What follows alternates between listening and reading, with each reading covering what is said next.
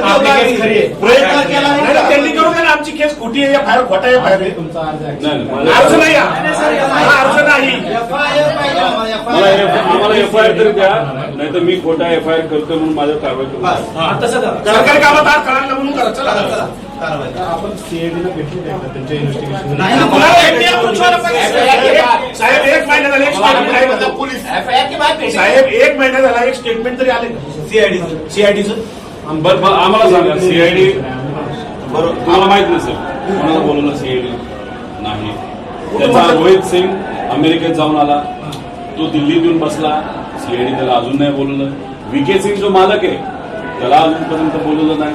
त्याचा जो मेंटेनन्स करणारा महाराष्ट्रात बसणारा जो त्यांचा माणूस आहे त्यालाही अजून बोलवलं नाही. सीसीटीव्ही बद्दल फक्त इथले गोळा केले त्यांनी आम्हाला काल.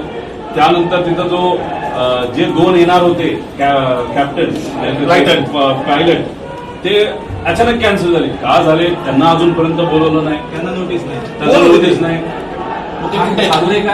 आणि डीजीसीच्या कोणत्या अधिकाऱ्यांनी मंजुरी दिली याला? आणि हे आमच्या लेवलला आम्हाला कळलेलं माहिती.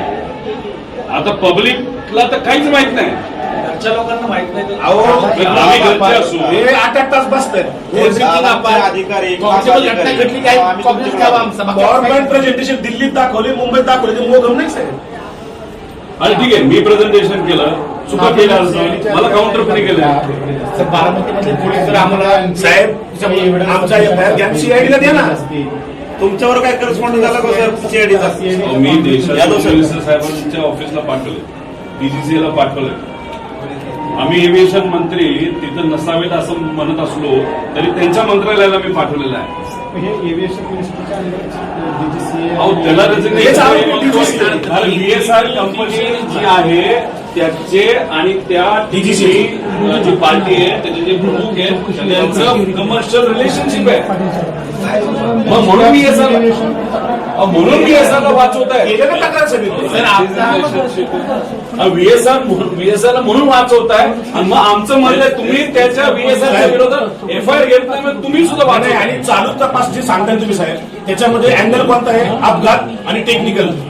क्रिमिनल चौकशी कोण करत? 5 लोकांच्या मृत्यूची आमची झाली, आमच्यावर मृत्यू, बाकी आमचं काहीच म्हणणं नाही. सिंपल एकदम 5 लोक मयत झाले एका ऍक्सिडेंटमध्ये. आमची ऍक्सिडेंटची एफआयआर चालतो आणि आमची एफआयआर कुठे काही येऊ दे पुढे. नाही तर सीआयडीला वर्ग करा.